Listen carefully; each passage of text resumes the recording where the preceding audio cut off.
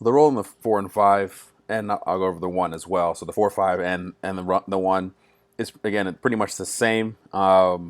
We're trying to read the body language, especially when the read the body language of the ball carrier. So especially when the ball is far away. Are they about to play a long ball? Are they trying to play through the middle? You guys have to control the line, right? Are we stepping? Are we shifting? Are we dropping? Are we holding? Right? And those commands have to be shouted. We have to shout them so that everyone can hear, everyone understands what we're doing. As we're shifting, especially, we got to make sure we're checking our shoulder for runners. Um, Typically, what I like to say is if a player is making a vertical run, so a run that breaks the line, right, we got to track that, right? If a player is running across in front of our line, we can pass that. If the player is going into a deep area, we can obviously pass that as well. You don't necessarily need to chase those players, but if a player makes a diagonal run, right, we got to communicate and track that run. We can't let it go. We don't want to run a offside trap, right? We're making sure we're marking and tracking those runners and communicating where they are. But for the most part, the 4 and the 5, you're responsible for the areas in behind between you and the goalkeepers, and any space in between gaps between the lines, right? And being able to step, and then everyone else pinching in. So if 4 had to step up, right, 9 maybe worked into a spot into here, and 6 was up a little bit, and there was a gap for him to play, right? We don't want a huge gap between these two or the outside back. We want to pinch in behind and make sure that we have good cover, sliding in, and make sure we have good cover on both sides of the ball, right? We don't want to allow that person to turn, make them play backwards, make them play wide. Um, Same type of principles as the rest of the group. But if we're in good spots or our normal starting positions, right, your responsibility is the same pretty much. If players are rotating in and out of the area, the zones that you see here, the zone that's marked off by the yellow area is where you want to focus most of your attention, and being able to press in that zone. Whoever's in that area, call out runners. If you're the one that's going to pressure the ball, call out that you're going. If long balls are being played, especially against some of these teams that we're going to be playing against, like to play a long ball, one person's getting up to win the ball, players are dropping in behind to support it, right? Make sure we have good cover at all times.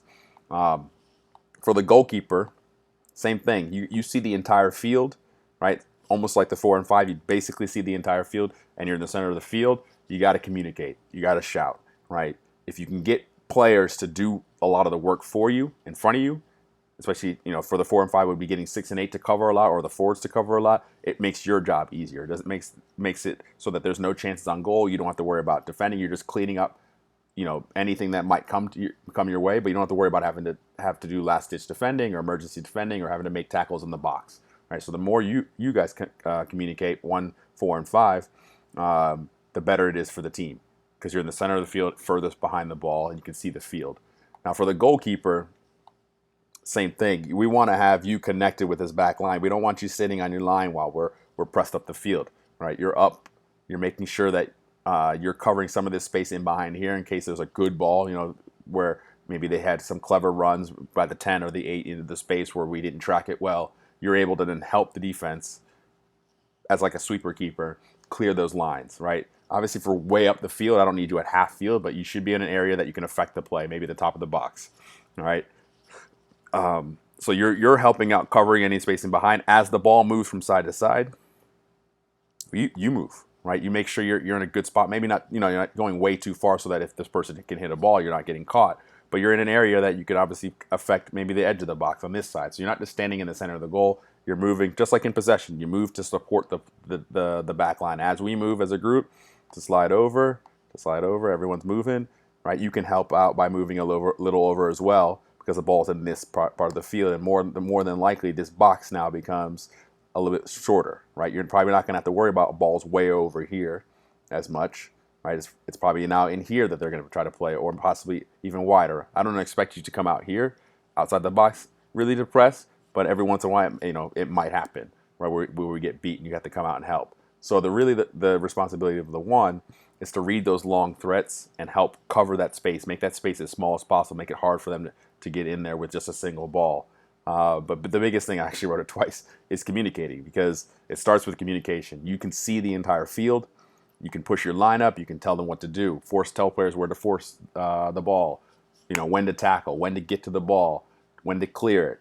Especially when the ball goes wide, in these areas down in here, right? The 1, the 4, and the 5. This is your responsibility to check your shoulders, see what's running in behind. We've given up a lot of not a lot of goals, but a lot of chances in these areas where the ball's coming wide and we're serving in. Even in practice, right? Players are getting watching the ball and not seeing the runners. This is really important for us, during nationals, that we are able to cover these type of balls that are coming in from a wide cross. The U3 have to be in sync, right? We can't get overcommitted to one side of the field. We have to get our body turned halfway so we can see both the runners and the ball, and make sure that we're in good spots. And obviously, again, make sure that your partners are in, right? Communicating here is also telling the 2 or the 3 to get back. Maybe 3 got beaten, okay, and he's about to cross the ball. We got to make sure that this player is in a good spot so that their number 11 isn't scoring a tap in, okay?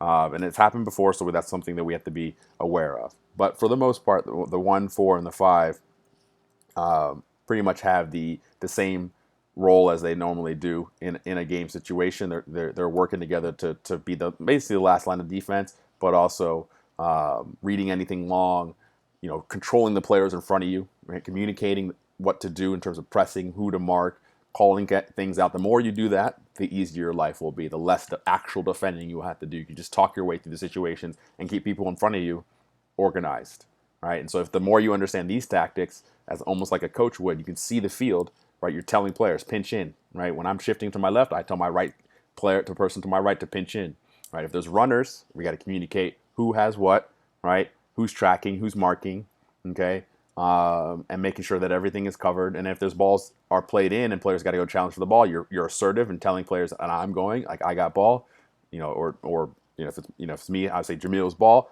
and then everyone else is reacting or anticipating that you're going to win the ball, but also aware that you could lose it, and we got to be behind it. So you got players pinching in to help. So all of that are the things that I'm looking for this week from our center backs and our goalkeepers. It's that communication, right? Being able to control the lines, cover spaces, read the body language of the player, and get players in the right spots.